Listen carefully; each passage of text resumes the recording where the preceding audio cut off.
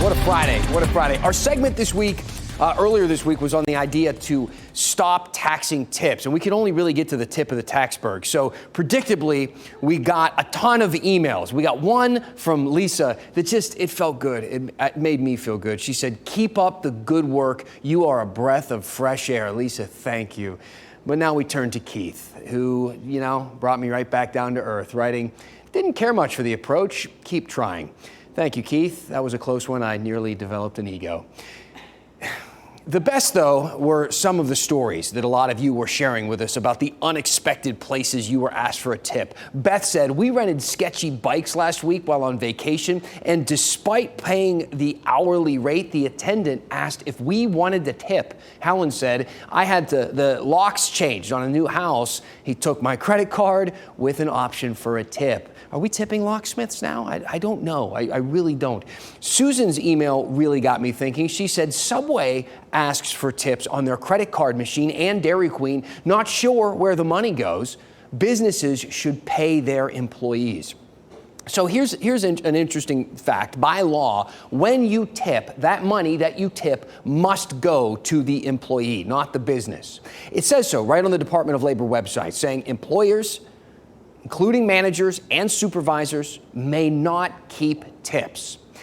Then again, kind of depends on how you look at it, right?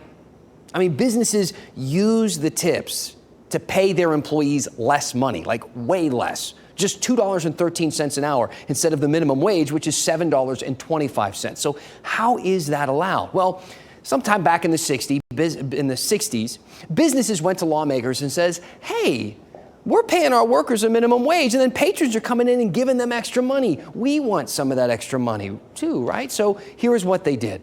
They passed a law that combines wages and tips to then meet and make the minimum wage.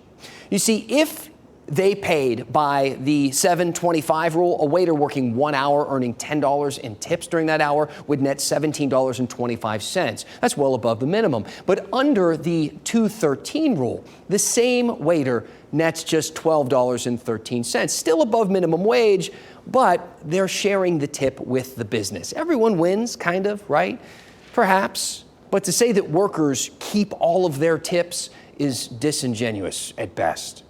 But the model is changing in some places, like this champagne and wine bar in downtown Cary that my wife goes to. It's called RBF. When I was talking to her about this story, she told me when you go there, the server explains that they make a living wage and that tipping isn't necessary. So I called the owners and asked them about how this was going, and I got a surprising answer. The vast majority of the guests are still tipping even though they don't have to, and the percentage of their check that is being tipped is actually increasing. Interesting, right? Why is that? I mean, maybe people feel compelled to tip even when they don't have to. Maybe it's muscle memory. You just hit the buttons blindly without thinking. Or maybe when you pay people a living wage, you hire and retain good people, and that improves the service, which is then appreciated with a tip. Maybe all of those things. What do you think? Send me your thoughts. Dan at WRAL.com. We're not done talking about this topic unless you are done talking about it. Let us know. There's still a lot to unpack with a policy this popular. Tell me what's on your mind, and we will go in depth.